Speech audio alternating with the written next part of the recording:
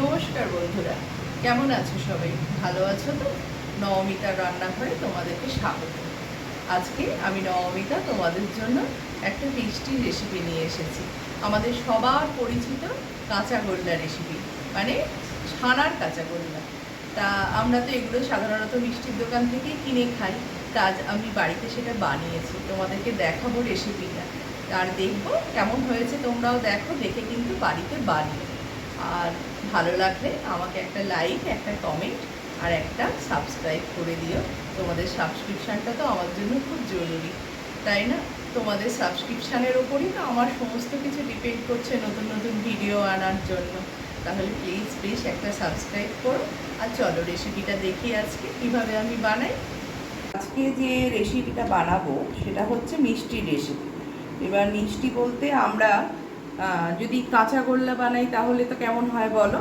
তা কাঁচাগোল্লা আজকে আমি তোমাদের বানিয়ে দেখাবো। তার জন্য আমার লাগবে হচ্ছে 3 প্যাকেট গরুর দুধ, আর একটা ছোট বোলে নিয়েছি অল্প একটু চিনি, আর 3টে ছোট এলাচ, আর হামানদিস্তে লাগবে আমাকে এলাচটা গুঁড়ো করতে। আর আমার কোনো ইনগ্রিডিয়েন্টস লাগবে না। তার জন্য আমাকে 3টে দুধকে প্রথমে জাল দিয়ে ছানাটা তৈরি করতে হবে। তা চলো দেখি ছানাটা কিভাবে করি। প্যাকেট দুধ কেটে এখানে বসিয়ে দিয়েছি। তাহলে আমার 1.5 লিটার দুধ আমি এখানে বসিয়েছি। দুধটাকে আমি জাল দিতে দিয়েছি, কিন্তু আমি একটু নাড়বো, কারণ হচ্ছে না নাড়লে ওপরে একটা সর পড়ে যাবে। তাই নেড়ে নেড়ে দুধটাকে আমি ফুটিয়ে কমাবো না, জাস্ট যেই টকবক করে ফুটে উঠবে তখন আমি ছানাটা কাটিয়ে নেব। আর ছানাটা কাটাতে গেলে আমার লাগবে হচ্ছে ভিনিগার বা লেবুর রস। তোমাদের কাছে যেটা থাকবে তোমরা সেটা দিয়েই কাটাবে।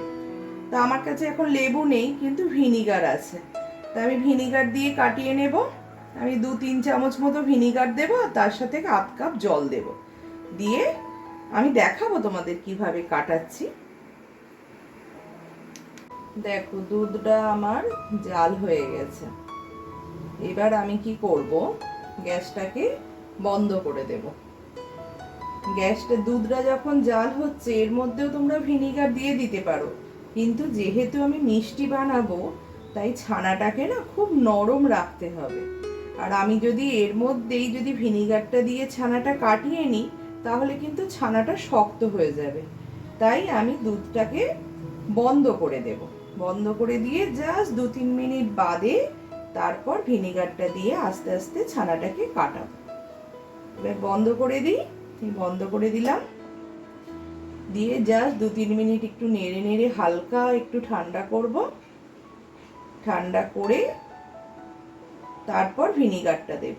আর ভিনিগারটা ওই যে বললাম আগে থেকে দিলে কি হবে, ছানাটাও শক্ত হবে, আর দুধটা তো তখন একটা প্রসেসিং এর মধ্যে চলছে, তাই সেই ছানাটা না শক্ত হয়ে যাবে। আর কি হয় বলো তো, মিষ্টি সেহেতু মিষ্টির মধ্যে না একটু ছানাটা যদি গ্লসি, মানে একটু চিকনা দেখতে হয় তাহলে দেখতে বেশি ভালো লাগে। তো সন্দেশগুলোও বেশ দেখতে ভালো লাগবে, আর না হলে শক্ত হয়ে যাবে, মুখে পড়বে।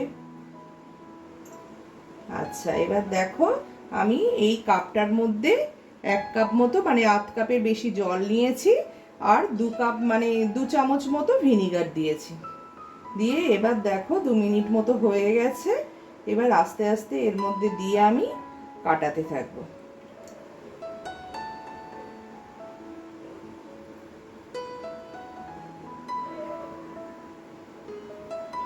দেখো আস্তে আস্তে ছানাটা কেমন কাটতে থাকবে। দেখো দুধটা কেটে আমার ছানাটা রেডি হয়ে গেছে। এবার আমি ছানাটাকে একটা কাপড়ের মধ্যে নিয়ে জলটা থেকে ছেঁকে নেব। ছানাটাকে আমি একটা ন্যাকড়ার মধ্যে নিয়ে জলটাকে বার করে একেবারে শুকনো করে বার করে নিয়েছি। এবার হচ্ছে মেন কাজ, এর মধ্যে আমি দেব হচ্ছে ছোট এলাচের গুঁড়োটা,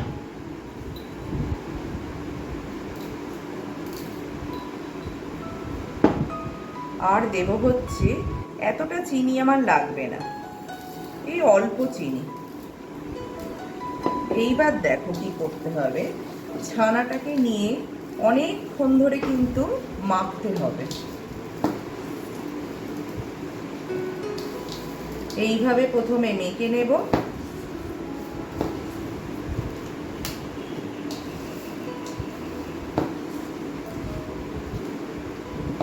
কন্টিনিউ আমাকে এইভাবে মাখতে হচ্ছে। এটাই কিন্তু মেন কাজ। যত মোলামভাবে বানাতে পারবে তত সন্দেশটা একদম মসৃণ হবে। এইভাবে একদম মোলাম করে নিতে হবে। আর এই যে হাতের তালুটা দিয়ে না, এইখানটা দিয়ে ঠিক এইভাবে প্রেসার দিয়ে দিয়ে ঘষতে হবে, যাতে কোনো রকম দানা না থাকে। তাতে কি হবে, তোমরা যত এইভাবে ঘষবে তাতে কি হবে বলো তো, চিনিটাও আস্তে আস্তে মেল্ট হতে থাকবে। আর কি হবে, ছানার ভেতরে যে প্রসেসিংটা থাকে, যে ব্যাপারটা থাকবে, সেটাও আরো সুন্দরভাবে এর মধ্যে মসৃণ হয়ে যাবে। গ্যাস জেলে কড়াইটা বসিয়ে নিয়েছি। আমার কড়াইয়ে অল্প একটু জল আছে, জলটাকে একটু শুকিয়ে নিই। কড়াইটাকে দিয়ে দেখো ছানাটাকে আমি এরকম মেরে মেরে একদম মোলাম তৈরি করে নিয়েছি। দেখতে পাচ্ছ কত মোলাম হয়েছে গাটা, ছোট এলাচের গুঁড়োগুলো লেগে আছে। এবার কি করব দেখো, কড়াইটা গরম হয়ে গেলে গ্যাসটাকে একদম সিম করে দেবো। সিম করে দিয়ে কড়াইটা হালকা গরম থাকবে, সেই সময় এই ছানার এটা দিয়ে দেব। আর সব সময় দেখতে হবে যাতে তলায় লেগে না যায়, তাহলে কি হবে, শক্ত হয়ে যাবে। জাস্ট এর গন্ধটাকে কাটানোর জন্য, কাঁচা গন্ধটা কাটানোর জন্য আমাদেরকে এইভাবে নাড়তে হবে।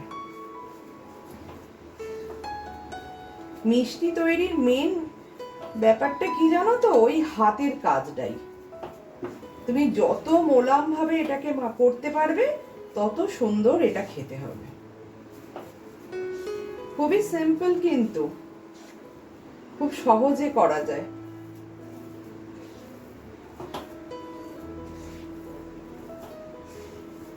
তো এটা হয়ে গেছে কি করে বুঝবে জানো তো, এখান থেকে একটা এরকম তুলবে, খুব গরম কিন্তু।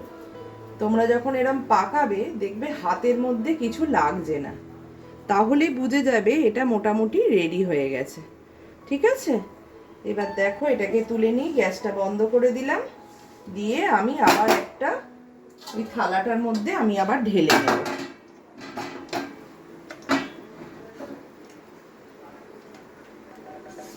থালাটায় ঢেলে নিলাম, হালকা একটু ঠান্ডা হোক, তারপর আমি এটাকে আবার ওই হাত দিয়ে দিয়ে ম্যাশ করব।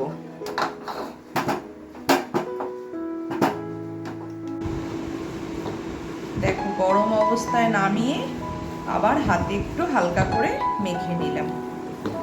এবার কি করব, তোমরা না এর মধ্যে যাদের গোলাপ জলের ফ্লেভার পছন্দ তারা এর মধ্যে একটু গোলাপের এসেন্স দিতে পারো, একটু ভ্যানিলার এসেন্স দিতে পারো, যাদের যা ফ্লেভার পছন্দ দিতেই পারো। আমি কিছু দিইনি, প্লেনই রাখার চেষ্টা করেছি। এবার দেখো এটাকে গোল গোল করে পাকিয়ে নেব। তোমাদের কাছে যদি সন্দেশ তৈরি করার ছাঁচ থাকে তাহলে তোমরা তার মধ্যে দিয়ে করতে পারো। আমার কাছে নেই, তাই আমি এগুলোকে গোল গোল করে করছি।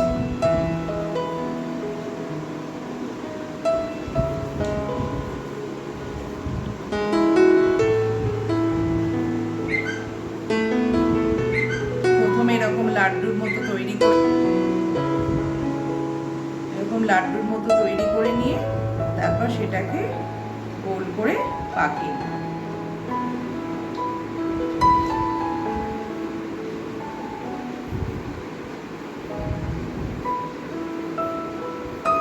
তোমাদের যেরকম সাইজ তোমরা করে নেবে, ছোট করতে হলে ছোট, বড় করতে হলে বড়। আমি মোটামুটি মিডিয়াম সাইজের করে করছি।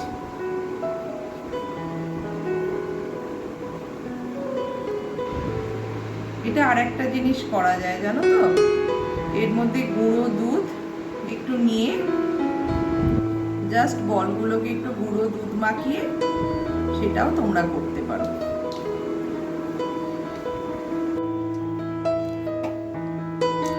দেখো আমার রেডি হয়ে গেছে আজকের মিষ্টি কাঁচাগোল্লা। কি সুন্দর দেখতে হয়েছে না? একদম দোকানের মতোই খেতে হয় জানো তো। তোমরা বাড়িতে বানিও, খুব সোজা কিন্তু বানানো, দেখলে তো বেশি কিছু লাগেও না, খালি দুধ আর চিনি অল্প একটু, আর একটু ছোট এলাচ, আর একটু হাতের কারসাজি, ব্যাস আর কিছুই লাগবে না। খুব সহজেই কিন্তু কাঁচাগোল্লা তৈরি হয়ে যাবে। তোমরা বানিও কিন্তু, বাড়িতে বানিয়ে খেও, আর খেয়ে আমাকে কমেন্ট করে জানিও এই সোজা উপায়ে কাঁচাগোল্লা তৈরিটা কেমন হলো, আর খেতেও কেমন হয়েছে অবশ্যই কিন্তু আমাকে কমেন্ট করে জানিও। ঠিক আছে, চলো টাটা।